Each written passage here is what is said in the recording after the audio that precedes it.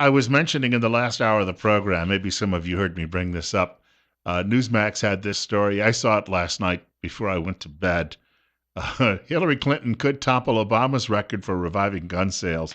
And just a quick note here from the authors that this is sort of tangentially related to what we're going to be talking about in this segment of the program.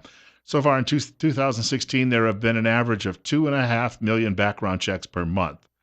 Michael Pfeiffer, who's the chief executive officer at Sturm and Ruger, said during an earnings call in February, if there is a Clinton presidency, that would boost sales. Well, anyway, speaking of that, joining us this morning on the program, and we're at 9:07. Right now, we've got 50 on our way into the mid 60s today, is Lance Earle, and he is with Idaho Carry, and they have an event coming up shortly in Twin Falls. And first of all, Lance, welcome to the program. Hey, thank you. Thank you so much, Bill. In fact, a big presentation coming up in just a matter of days, as I understand it. We do. We do. We are at Jakers at 7 o'clock on the 1st. And that'll be next Wednesday then, right? Yes. Yes. Now, for people who are interested in the topic of discussion, obviously, I think Idaho Carry gives somewhat of a pretty good indication of what it's about, the overall general topic. But what is it that you're looking to get across to folks who might show up that night?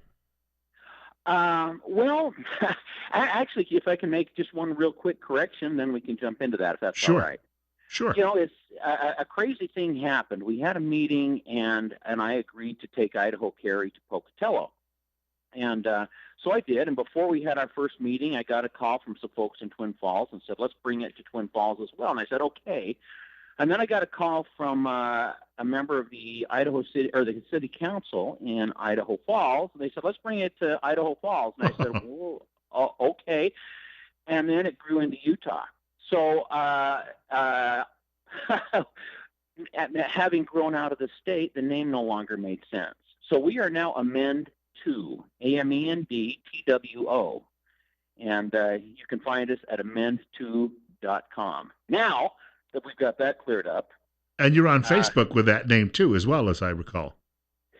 Yes, we have a Facebook group, Amend 2 as well. And so anyway, it's been phenomenal, the growth that we've had in just 30 days. But anyway, to answer your question, we are primarily a Second Amendment group, but the crazy thing is the Second Amendment can't stand without the First. Or, they're like a line of dominoes. When we start knocking over one right, we start losing all of them. They all fall together. And so we are primarily a Second Amendment group, and we have meetings our objective is to have meetings in every congressional district. We have 3 of them now, and we will have a dinner meeting once a month, but we will also have a major gun event once a month. We'll have firearms training and shooting leagues and all of that sort of thing. And we're already set up. We have access to the range in Rupert, and that's where we'll be doing our shooting events for your area. Now, we should point out, too, as well, because you've got a number of different organizations that are here in place to try and support that Second Amendment and to ensure that we continue with that Second Amendment. But there has been between the different organizations, there's some discussion about the new concealed carry law going into effect, because some people said this is great, but other people said, well, we don't have training. We should really have training. And at least we recommend people have training, and some people, of course, are concerned about reciprocity. So we've got to figure out a way to work through all of these issues, and I don't think we're there yet. No, we're not. No, we're not. One of the things that we have to keep in mind, I think, Bill, with this is that the right to carry is a natural right, which means it's God-given, or if you don't believe in God, it was by our Creator, or we inherit it just because we exist. If you're completely atheist, whatever your belief, these rights are natural to us. And Butch Otter, when he signed the constitutional carry bill, he also made some comments that he was going to ask the legislature to get back in and compel some training and that sort of thing. And Anyway, I think we have to be very careful about that. It's a natural right. Butch Otter has no right, no authority to compel training, but we have a moral obligation to be trained, and that's one of the things that we will be offering a lot of is advanced training. In fact, our training is so advanced that no one has been able to get through it yet, and that includes SWAT and military units, that sort of thing. We train people up to the point where they fail, and there's always a level beyond that. Nobody can get through it, and it's my program. I can't get through it, so it's very advanced training. It's a bit like Vince Lombardi, the way he coached football. He knew you weren't going to be perfect, but he wanted you to chase perfection. Yeah, and well, yeah, that's exactly right. And what we do, we have a series of challenges and a moving target system that's pretty advanced. And so every shooter begins at a level that is appropriate for them. So when I say advanced training, I don't want people to think, oh, I can't go out because I'm just a beginner. We have challenges that are appropriate for that. And when you pass one challenge, you move to the next. And our moving target will become more aggressive, and the tactical requirements are more demanding.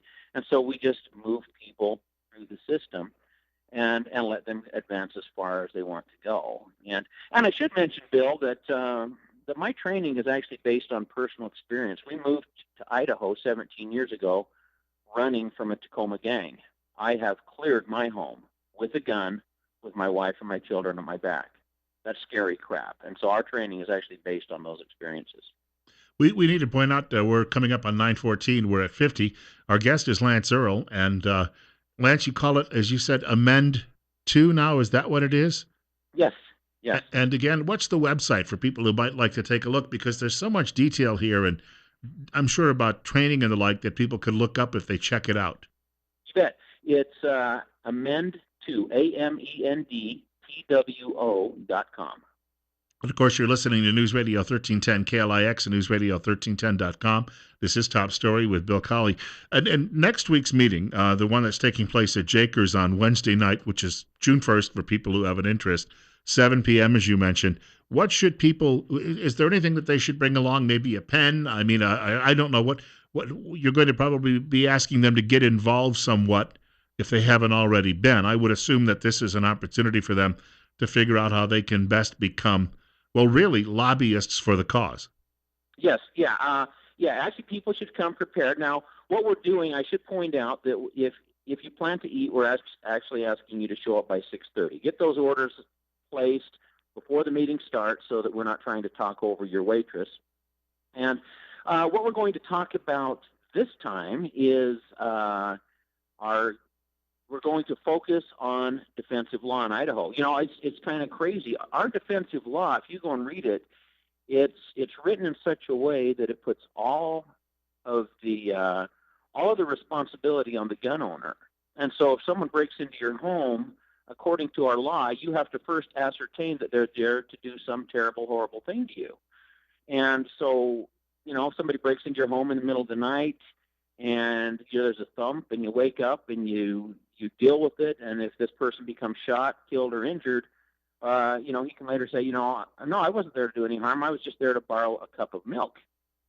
And it's crazy, but the way our law is written, it actually gives the bad guy the advantage. So we're going to talk about that. We're going to talk about the holes in the law, and then we're going to talk about some principles that people can apply so that they can avoid, first of all, the bad guy, and secondly, the prosecutor. Because the prosecutor gets their share, you know? I was going to say in a sense, a lot of, I know, organizations around the country have started defense funds for people who've been, I had a former coworker, and he went out to Sacramento and he worked for a time there, but when he was working at a radio station in Atlanta back in the late 1990s, two thugs broke into the house and they were charging up the stairway at him, and one of them actually fired low, so fired a shotgun into the stairs instead of, so luckily he did not get hurt while he was standing at the top of the stairs, but he shot them both dead. And then the families came forward and started this crap about he took away the income from their families, and they filed civil suits. And it was quite a few years before he was able to get out from under all of that. Yes, yes. Yeah, it's a pretty difficult thing, and we will actually have some information at the meeting, some brochures that the people can take home that talk about at least one Idaho option that you can get. You can become a member and have immediate legal protection in the event that you are forced to defend yourself. And so often, and we all think it happens somewhere else, but in my particular neighborhood, a week before I moved into it, there was a situation where uh, there was apparently a crime committed, and then a week after I got there, there was in a nice neighborhood, what I thought was a nice neighborhood, there was a situation where someone entered someone's home and got into bed with them. Uh, so They're it, just cold. They're just cold, it Bill. was a chilly night, but it Yeah. reminded me right away that no matter where you are, I mean this can happen. You don't necessarily have to live in a bad neighborhood. No, no. That and that's one of the things that we try to help people understand. I lived in a nice neighborhood in Washington State. I was a commercial photographer, a graphic artist, and these kind of things always happen to somebody else until they happen to me. And when it's amazing how fast things can turn.